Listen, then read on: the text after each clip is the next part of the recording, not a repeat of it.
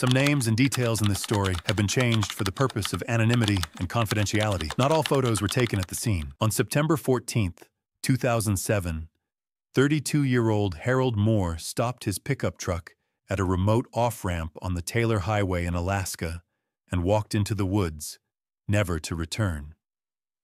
The experienced hunter was searched for weeks until the snow finally covered his tracks. He was presumed dead, a victim of the harsh nature. But 6 months later, 2 trappers found something in the wilderness that made them shudder with horror. In a camouflaged dugout, inside a cramped cage of rebar, sat a creature that had once been human. He growled, refused water, and defended a bowl of raw meat.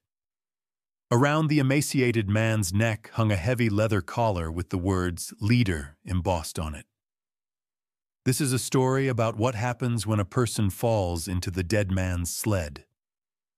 September of 2007 in the Photomail district was deceptively calm. This area, located north of the city of Tok, is thousands of square miles of wilderness, where swampy tundra gives way to sparse stands of stunted spruce and dwarf birch. There is no cell service, and the nearest help is hours away by helicopter. It was here, in the heart of the wilderness, that 32-year-old Harold Moore headed on September 14, 2007.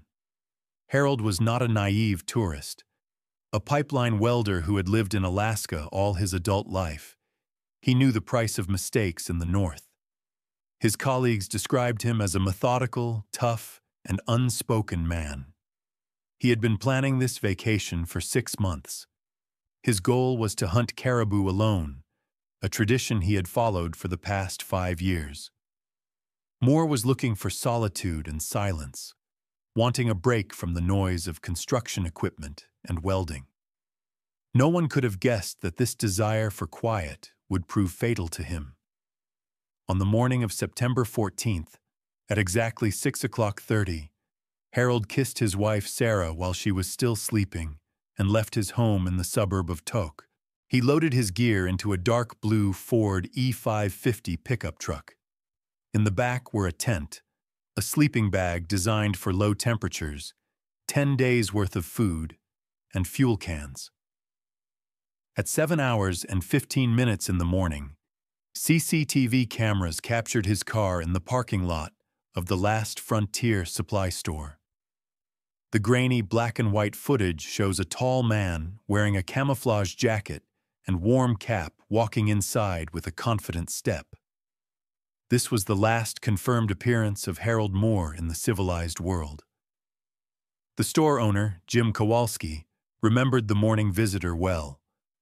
Later, in a statement to the police, Kowalski would say that Harold looked calm and focused. He bought a box of 300 Winchester Magnum ammunition and 2 pairs of thick wool socks. According to the interrogation report, they had a brief conversation. Harold inquired about the condition of the dirt road near Chicken Creek, asking if it had been washed away by recent rains. When he was told that it was only accessible with a 4-wheel drive vehicle, Moore nodded, paid in cash, and left. The check cleared at 7:28 in the morning.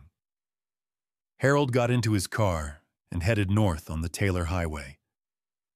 A week later, on September 21st, when Harold failed to contact her at the agreed-upon time, Sarah Moore contacted the sheriff. Given the harshness of the region and the possibility of an accident, the search operation began immediately. Light aircraft were taken into the air, and volunteers and rangers began working on the ground. On the 3rd day of the search, September 24, a patrol plane pilot noticed the sun glinting on glass in a dense spruce forest 5 miles from the main highway. The ground team arrived at the coordinates 4 hours later. It was Harold's pickup truck. The car was hidden with professional care, driven into the deep shade of the trees and camouflaged with cut spruce branches. The doors were locked, and the inside was in perfect order. This indicated that Harold was in no hurry and acted deliberately, following the old habit of hunters to hide vehicles from random vandals. The hunters' camp was discovered a day later, on September 25th, 3 miles east of the parking lot. The picture before the rescuers was alarming in its normalcy. The tent stood untouched, the pegs securely driven into the moss. A sleeping bag was spread out inside, with bivouac boots and a gas burner standing next to it. It seemed that the owner had left for a minute and was about to return. However, a careful inspection revealed a frightening detail. Harold's rifle was gone. His hunting knife and binoculars were also missing. Dog handlers with dogs picked up a trail from the entrance to the tent. The bloodhounds confidently led the group to the northeast, across a swampy lowland to a ridge of rocky hills. The tracks of Harold's heavy hunting boots were clearly imprinted on the wet moss in some places.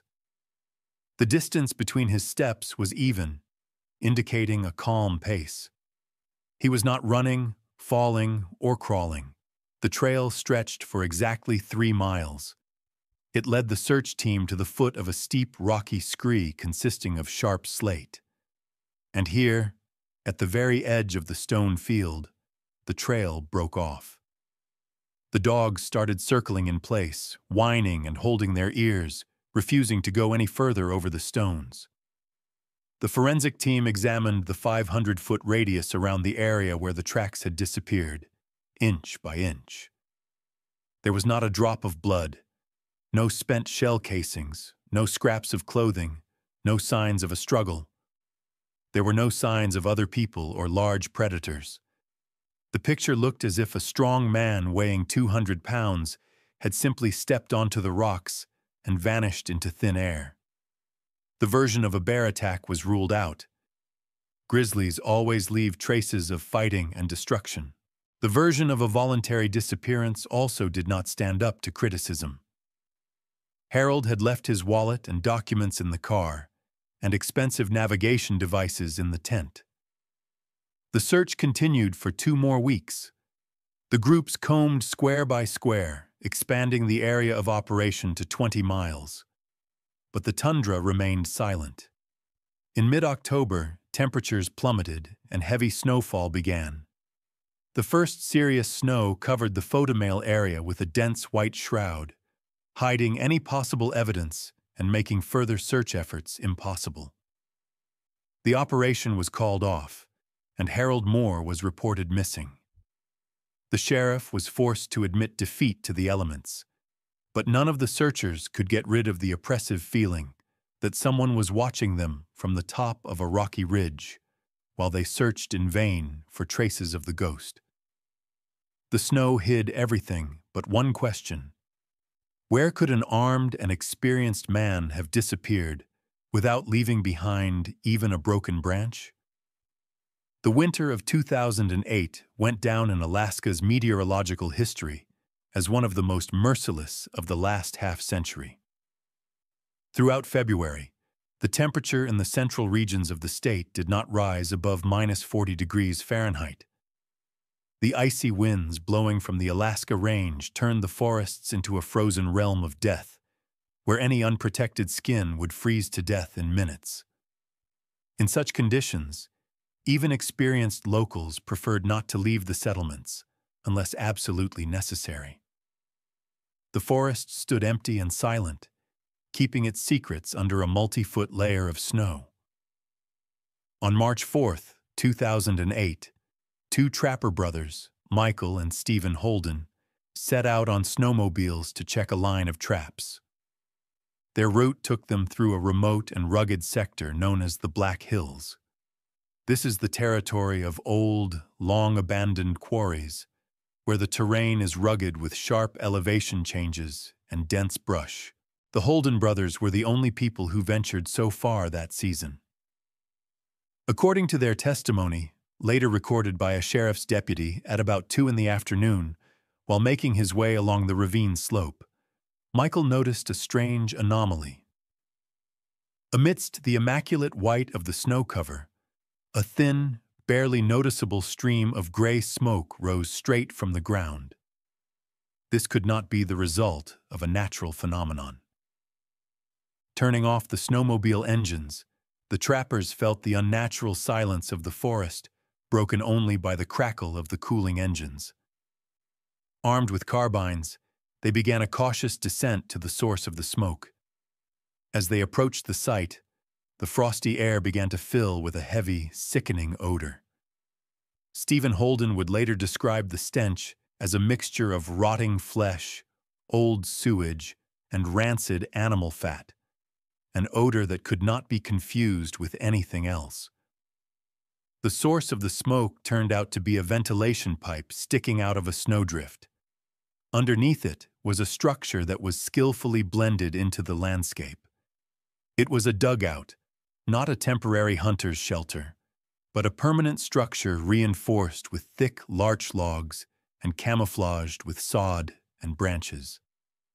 The entrance was covered with a heavy elk skin covered with frost. The brothers did not dare to enter the dark opening at once. Their attention was drawn to something else. Behind the dugout, under a wide canopy hidden in the dense shade of spruce trees, was a series of strange structures. As they approached, the trappers saw 6 narrow, long cages crudely welded together from rusty construction rebar. Such structures are usually used for transporting large and aggressive dogs, but these were welded to metal poles driven into the frozen ground. 5 of the cages were empty, their doors were open, and snow had drifted inside. But in the 6th, the outermost cage, something was moving. A pile of dirty rags and straw could be seen through the bars of the rebar. Michael directed the beam of his powerful tactical flashlight into the depths of the cell. What they saw made both men recoil in horror. In the corner of the cage, on a bed of rotted straw, a creature was crouched. It was covered with a crust of dirt and soot. Tangled hair and a thick beard hid his face, and instead of clothes, rags hung from his body, tied together with ropes. The skin on his hands and feet was blackened by deep frostbite. It was a man, but his behavior had completely lost its human features. In front of him was a crushed aluminum bowl filled with pieces of frozen raw meat. By the appearance and characteristic smell of musk, the trappers determined that it was beaver meat. The man did not respond to the flashlight by asking for help. He did not try to speak. Instead, he jerked sharply, covered the bowl with his body, and let out a low, vibrating growl, baring his teeth. His eyes, accustomed to the darkness, darted wildly, following the alien's every move. It defended its food with the primitive fury of a cornered animal. Overcoming his disgust and fear, Stephen moved closer, trying to see the prisoner's face. The light of the lantern caught a detail that finally turned this discovery into a scene from a nightmare. A wide leather collar was tightly fastened around the man's neck, worn to a shine. On it hung a round brass tag, the kind you put on sled dogs. One single word was roughly engraved on the metal: leader. The trappers recognized that look.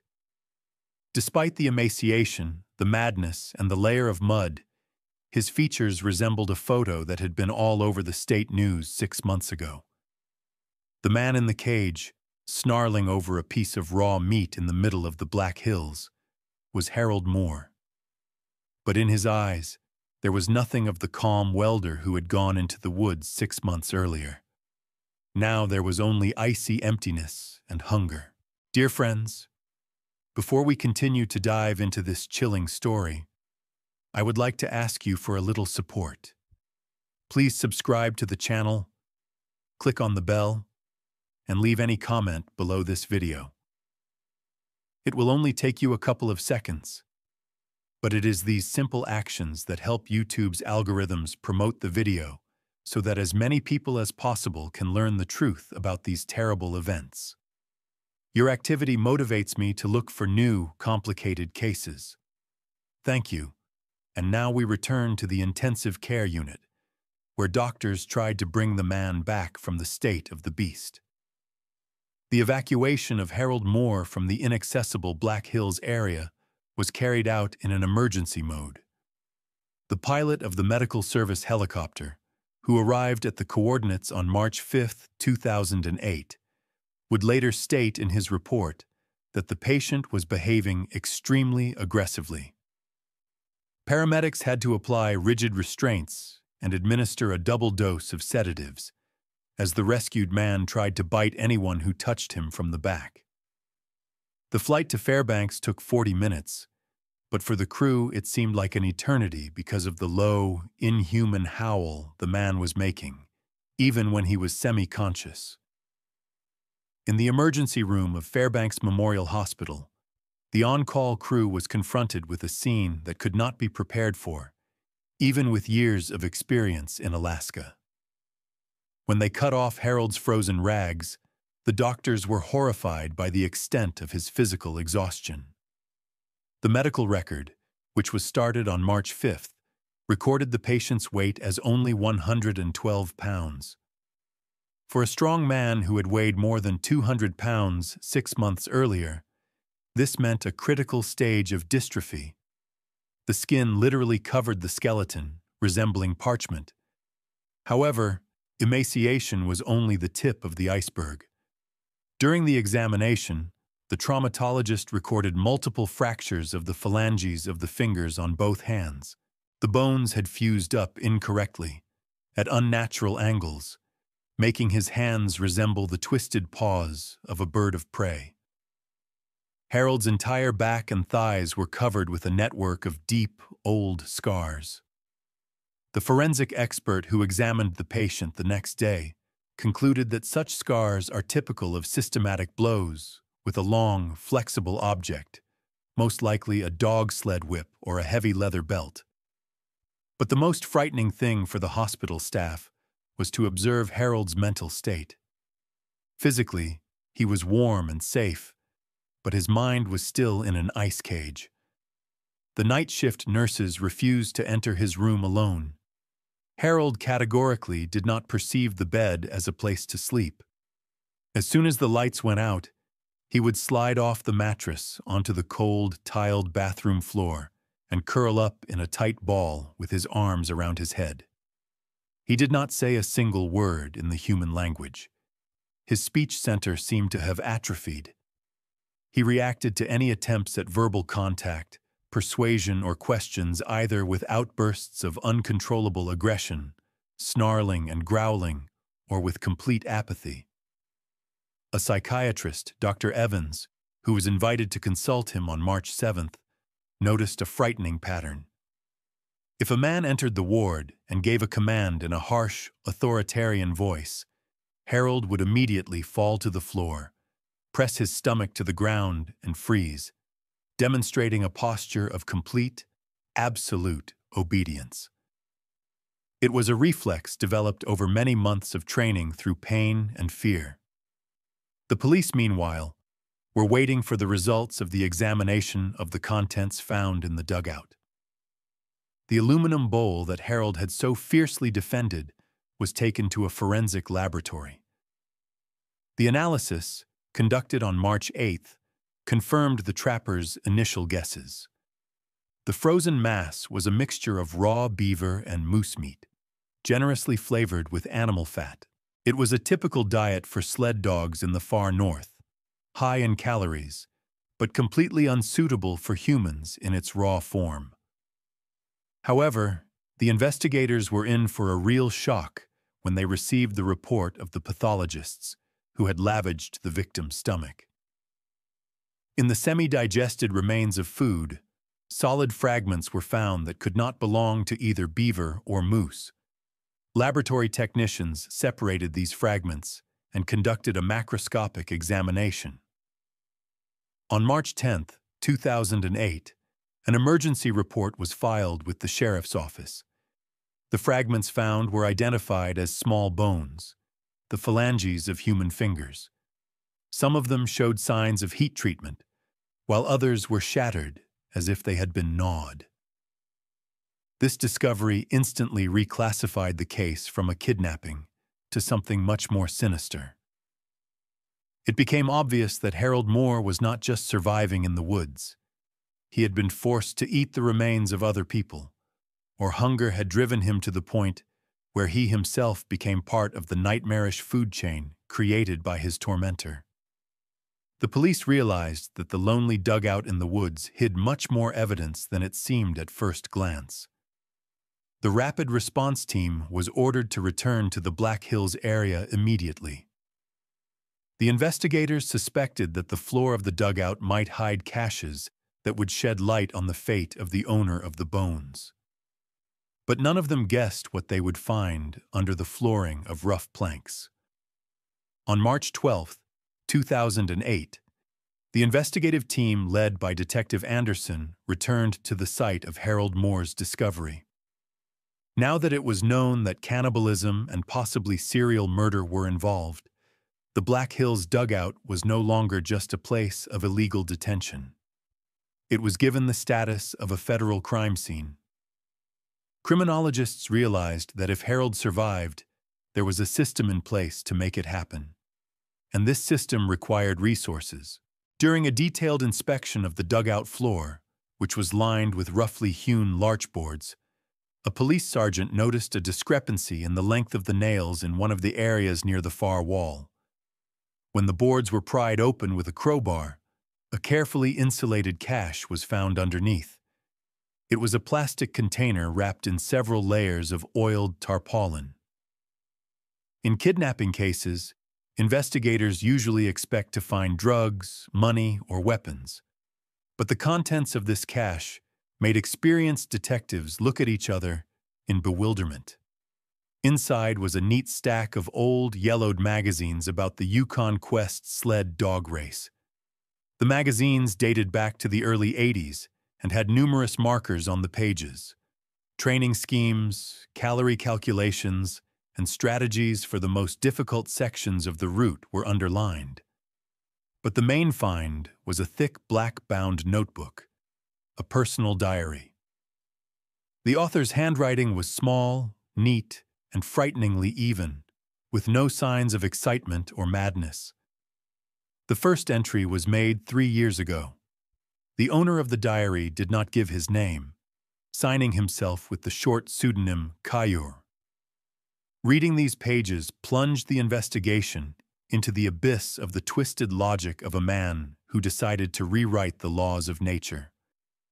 On the 25th page, investigators found a manifesto explaining the motives for the crimes. Kayur wrote, "Dogs are weak. They have a limit. They die of heartbreak. They demand pity. They can betray their master for a piece of meat or warmth. Man is more enduring. Man has sweat glands. He cools himself better. A person devoid of hope runs better than any husky. Fear is the fuel that does not freeze at -50. From the records, it became obvious that the dugout in the Black Hills was only a training camp, a kind of selection point where Kayur selected candidates. Harold Moore was not the first and only victim. The diary kept a meticulous record of the sled units. Kayur did not use names, only nicknames reflecting physical characteristics or status in the pack hierarchy. Police counted references to 4 different people over the past year. Red was described as stubborn, requiring intense, painful exposure. An entry from October 2007 read, "Red is not pulling. Broke his foot on the way up. We had to reject it. The meat is tough. It will be used for feeding the others." Lame was out of action after 2 weeks of training. And the runner, according to the records, the most enduring of all who fell into the hands of the maniac before Harold. Harold appeared in the records of recent months as the leader. Kayers noted his physical strength and ability to endure pain, but expressed disappointment at his mental instability. An entry from February 20th read, "The leader has started to give up. Too much aggression, not enough obedience. He does not understand the essence of the path. I leave him in reserve. The main sled is ready for the transition. The analysis of geographical references in the text allowed the forensic experts to draw an important conclusion. Kayur often mentioned the ice level on the Big River and described specific winds blowing from the mountain range. After comparing this data with wind maps and hydrological reports, the experts concluded that the maniac's main base, the place where he keeps his perfect sled, is deep in the forests, in the Tanana River basin. This is a huge, sparsely populated area where you can hide an entire city, let alone a hut. The diary ended with an entry dated the end of February. Kayur wrote that the snow was perfect and it was time for the great race. This meant that the maniac left the Black Hills area not in a hurry to escape the chase, but systematically, taking with him those whom he considered worthy of his mad race. He left Harold to die in a cage simply because he no longer met his high standards. Investigators realized that they were dealing with a fanatic who lived in his own reality. For him, there was no criminal code, only a philosophy of carrot and stick. Somewhere out there, in the icy desert along the Tanana River, a procession was moving right now that is unimaginable in the modern world. Sleds pulled by people who had lost their human form, and a Cairo standing on skids, ready to drive them to their deaths. The only question was whether the police would be able to find them before the runner and the others shared the fate of the Red One. The investigation expanded the search, but the taiga knows how to keep its secrets, especially when they are guarded by madness. April of 2008 came to Alaska with deceptive warmth. The snow cover that had been hiding the land for 7 months began to melt rapidly, turning the solid ground into a viscous mess of water and ice. It was at this time, when nature was exposing what had been hidden by winter, that the joint investigation team set out to the coordinates calculated from Kayur's diary. The target was 40 miles from the nearest road, in a remote area of the Tanana River basin, accessible only by boat in summer and by snowmobile or dog sled in winter. On April 5th, 2 National Guard transport helicopters landed a team of 20 police officers, federal agents, and rangers in a wide clearing in the middle of a centuries-old forest. They were confronted by a scene that seemed to be ripped from the history books of the gold rush. It was an old trading post, abandoned in the 30s of the last century. The main building, made of time-blackened logs, was leaning. The roof had partially collapsed, and the windows were gaping with dark gaps. But the place was not deserted. Traces of recent human presence were everywhere. The area around the factories had been cleared of shrubbery with manic precision. However, the most horrifying discovery awaited the operatives in the backyard.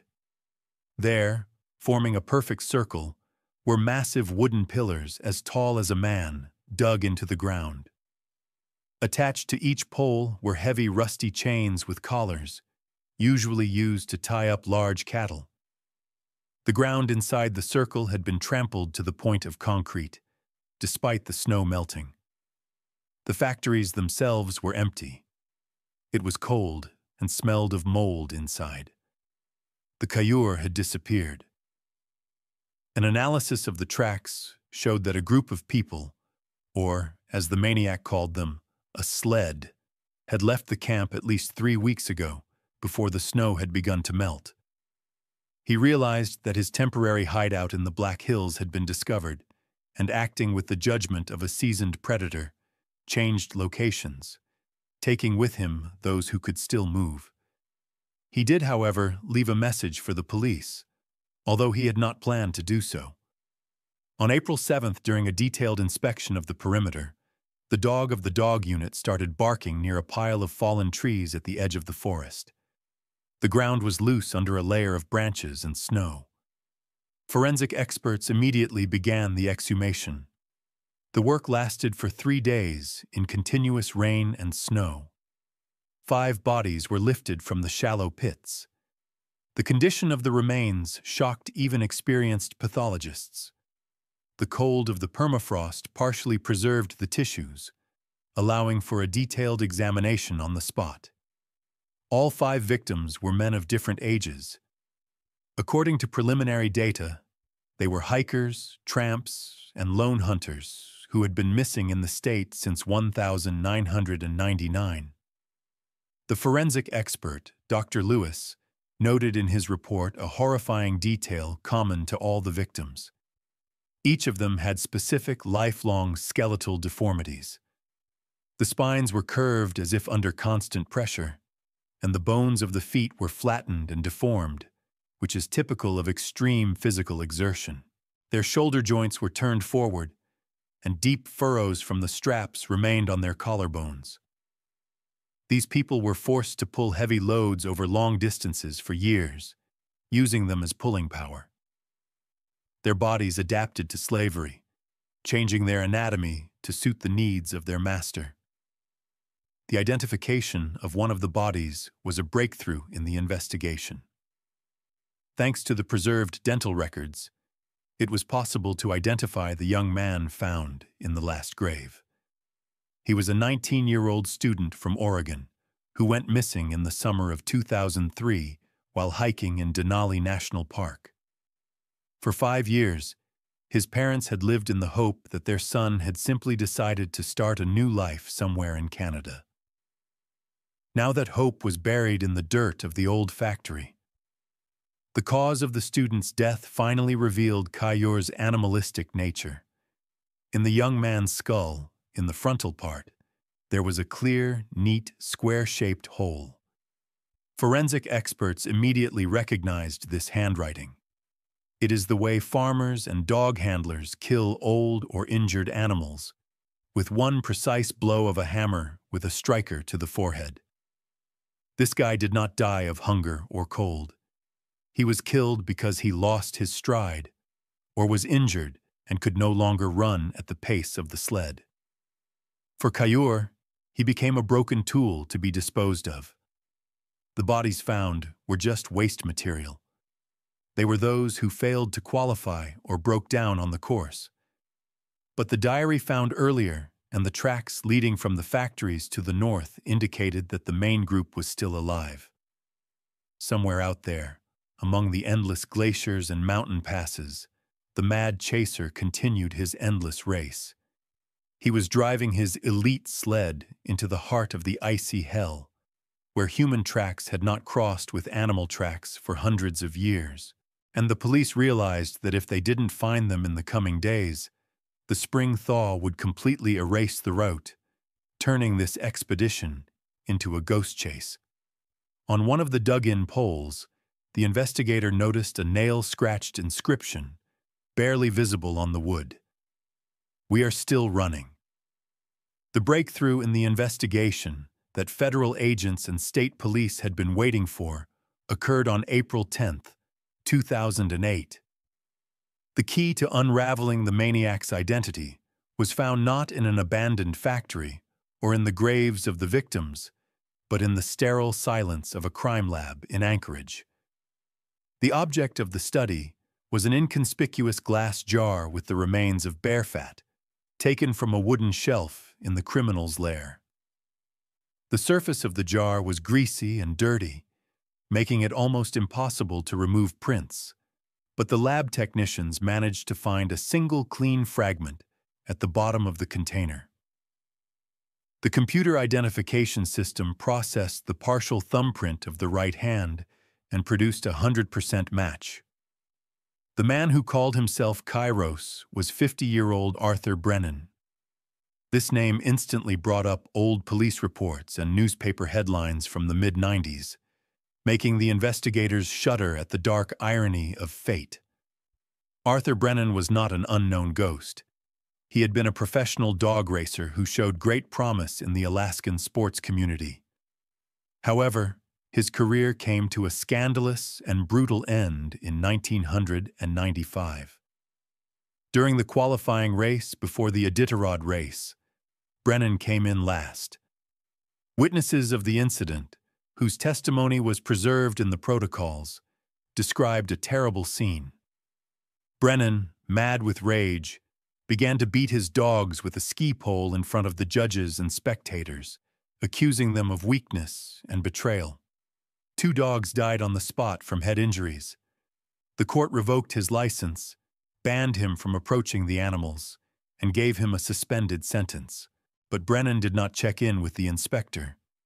He sold his house in Wasilla and disappeared into the woods, becoming a hermit. For 13 years, there was no word of him. Now it became clear that all these years he was not just surviving. He was hatching a plan of revenge against nature, replacing the weak dogs with those who, in his opinion, could withstand more: people. The state police immediately announced a high-priority manhunt. An APB with Brennan's 13-year-old photo was sent to all patrol stations, forestry departments, and border posts. But the operation's leadership realized the hopelessness of the situation.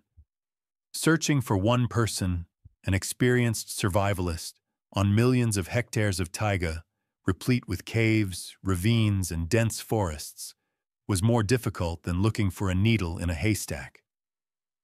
Brennan could have gone hundreds of miles in any direction, and the spring thaw played into his hands, cutting off the paths for his pursuers' ground vehicles.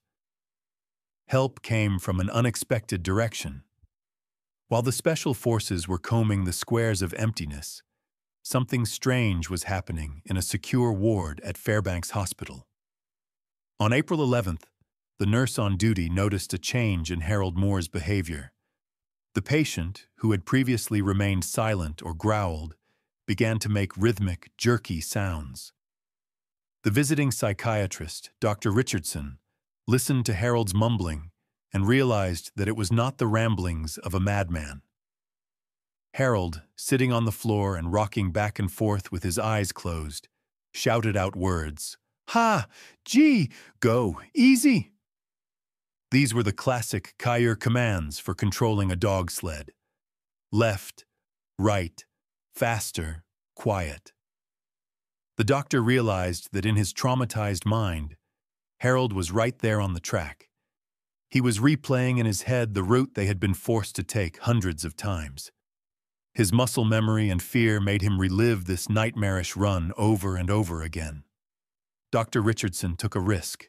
He sat down on the floor next to the patient and put a black marker in his hand, placing a stack of paper napkins in front of him. "Show me the way, leader," the doctor said firmly, using the nickname from the tag. Harold froze. His hand with the marker trembled and then began to move across the paper at a frightening speed. He was not drawing a map in the usual sense. He was drawing a line of movement, marking turns, descents, and ascents with sharp strokes. The line meandered, avoided invisible obstacles, and went up. At the end of the route, Harold forcefully drew a bold cross next to a schematic representation of a mountain. He drew it with a characteristic split peak and a stream of smoke coming from one peak. Investigators saw this drawing and immediately contacted geologists and cartographers. There is only one mountain in this sector of Alaska with such a recognizable silhouette. It was Sanford Volcano, one of the highest and most inaccessible peaks in the Wrangell Mountains. Harold's drawing pointed to a specific gorge at the foot of the glacier, a place the locals call the Valley of the Winds. The police had a point on the map. Now they had a target. But with hope came the realization of a terrifying reality. Brennan was not just driving his human sled into the forest. He was driving them up to the glaciers, to an altitude where the air was thin and the cold killed in hours. This was not just a race. It was a final, deadly march from which there was no return. The commander of the Special Forces gave the order to prepare the helicopters for departure, realizing that lives were counting in minutes. On April 12th, 2008, the operation to find the serial killer Arthur Brennan entered a decisive phase. The search area, defined by the drawings of the mentally traumatized Harold Moore, was one of the harshest places on the planet. The foot of the Sanford volcano and the giant Nebesna Glacier, this is a realm of eternal ice, cracks hundreds of feet deep and thin air where even a trained person can hardly breathe. At 9 o'clock in the morning, a group of 3 state police and National Guard helicopters took off from a temporary base in the town of Glenallen. The weather conditions were at their worst. Strong crosswinds and blinding sunlight that reflected off the snow, creating a whiteout effect. The pilots were working at maximum concentration, scanning the endless white desert. At 11 hours and 15 minutes, the lead pilot, Lieutenant Jenkins, reported visual contact with an unknown object at the top of the glacial plateau. At first, it looked like a black dot slowly creeping down the slope. When the helicopter descended and the operator pointed the powerful optics of the surveillance camera, the airwaves fell dead silent. What the officers saw on their monitors was beyond comprehension. Homemade wooden sleds loaded with bags of skins and equipment were moving across the snowy plain. But they were not pulled by dogs. A lone human figure was harnessed to a belt harness. The person moved on all fours, leaning on his hands and knees, rhythmically throwing his limbs forward like a trained animal. On the sled, wrapped in polar wolf furs, stood a tall man with a long whip in his hand. It was Arthur Brennan. The head of the operation immediately gave the order to intercept. The helicopters began an encirclement maneuver, coming in from 2 sides to cut off the fugitive's path to the rocky breaks where he could hide. The noise of the rotorcraft broke the silence of the mountains. Hearing the roar, Brennan did not stop or raise his hands. On the contrary, he began to frantically whip his indigenous with a whip, trying to make him speed up. Through the camera lenses, the special forces saw that there was a woman in the harness. Her arms and legs were wrapped in a thick layer of dirty rags, which served as an improvised protection against the ice. She had a hood on her head that covered her face. Under the whip's blows, she did not scream, but only pressed herself against the snow and tried to row faster, following her master's command even on the verge of physical exhaustion. The special forces landed on a plateau 500 feet ahead of the sled. The soldiers, armed with automatic rifles, deployed in combat formation, blocking traffic. Brennan, realizing he was trapped, jumped down from the sled. He looked like a character from a nightmare, wild, with a long gray beard, wearing clothes made from the skins of dead animals. His eyes burned with madness. He grabbed an old rifle with a telescopic sight from under his fur and, hiding behind the tents, opened indiscriminate fire in the direction of the capture group.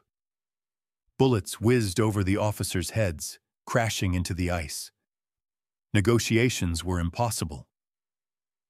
Brennan shouted something, but his words were lost in the noise of the wind and helicopters. After assessing the threat to the hostage, the team's sniper received permission to open fire. 1 dry shot was fired. The bullet hit Brennan in the right shoulder, shattering the joint. The impact was so strong that the man was thrown to the snow and dropped his weapon. The capture group instantly closed the distance. They pushed Brennan face down on the ice and handcuffed him. While the 2 officers were recording the criminal, the medic ran up to the woman in the harness. She was lying motionless with her head buried in the snow. When the rescuer tried to help her get up, she pulled away sharply and tried to bite his hand, making sounds similar to the whining of a beaten dog. The victim was a 24-year-old tourist from Germany who had disappeared a month ago in the Denali Park area. She was in a state of deep traumatic shock. Her palms were turned into a bloody mess under a layer of rags, and the skin on her face was frozen. She was physically unable to straighten up. The muscles in her back and legs were so spasmodic from the constant movement on all fours that her body was frozen in this unnatural position. Arthur Brennan, even while lying tied up in the snow and bleeding, continued to live in his illusory world. When he was being dragged to the helicopter, he did not ask for mercy or curse the police. He screamed, addressing the empty sky. "You've ruined everything. We were almost there. It was the greatest race in history. We were going for a record." There was no remorse in his eyes, only the disappointment of a fanatic who was not allowed to complete his masterpiece. The injured girl was loaded into a medical evacuation module. Doctors were forced to administer a strong sedative to her because she kept looking for her master with her eyes and panicked when they tried to put her on a stretcher like a human being. The helicopters took off, leaving traces of the bloody drama on the glacier. The operation was complete, and Kayor was in the hands of justice. But when the medic in the helicopter removed the heavy leather collar from the girl's neck, he noticed that the skin underneath was not just worn away, it had festered and grown into the metal, as if the body was trying to accept this attribute of slavery as part of itself. The girl's eyes were open, but they looked through the rescuers, into the same white void where she had been driven for weeks. The trial of Arthur Brennan, which began in June of 2008 in the Fairbanks District Court, was one of the shortest in the legal history of the state of Alaska. The trial lasted only 3 weeks. Despite the gravity of the charges, which included 5 counts of first-degree murder and kidnapping for the purpose of slave labor, the prosecution faced an insurmountable obstacle. The defendant was completely uncooperative. Brennan did not recognize his lawyer, did not respond to the judge's questions, and spent the entire hearing staring at a single point with a blank, blissful smile. The invited panel of 3 independent psychiatrists unanimously reached a verdict. The defendant suffered from an irreversible form of paranoid schizophrenia and dissociative identity disorder. He sincerely believed that he was the leader of the pack, and that the people around him were just obstacles on the road. On July 15, 2008, the court declared Arthur Brennan insane. Instead of the death penalty or life in prison, he was sent to a maximum security federal hospital in Colorado. However, his stay there was short-lived. On May 20, 2009, exactly 1 year after his arrest, a correctional officer on the morning shift found Brennan dead in a padded solitary confinement cell. There were no sharp objects in the room, but the floor was covered with blood. The autopsy showed that the patient had gnawed his radial arteries in his wrists with his teeth. He passed away the same way, according to his philosophy. Weak members of the pack who can no longer run should die, quietly and bloody. The Kayor case was officially closed. In the winter of 2010, a journalist for the Anchorage Daily News, preparing a story for the anniversary of the tragedy, managed to arrange a meeting with the only survivor who had gone through Brennan's training camp from start to finish. Harold Moore lived in a small frame house on the outskirts of Anchorage. By then, he was living alone. His wife, Sarah Moore, filed for divorce in the summer of 2009. Her testimony was preserved in the divorce proceedings. "I tried to get him back, but the man I married is gone. There is someone else living in my house who looks at me not as a wife, but as a source of food or a threat. I am afraid to fall asleep next to him." The meeting with the journalist took place outdoors, on the back porch of the house, as Harold categorically refused to let strangers inside his home. The reporter noted in his notebook that the 35-year-old man looked physically healthy and had gained weight, but his movements remained jerky and alert.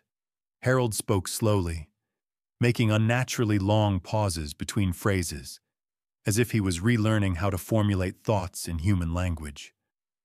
During the interview, which was recorded in the editorial office's archive, Harold made a confession that shocked the public more than the details of the torture. When the journalist asked about the cold and physical pain, Harold shook his head. "That was not the worst thing," he said in a quiet, squeaky voice. "The worst part was what happened 2 months later." He fell silent, looking at his hands, covered with frostbite scars. "I stopped wanting to go home. I wanted to please my master.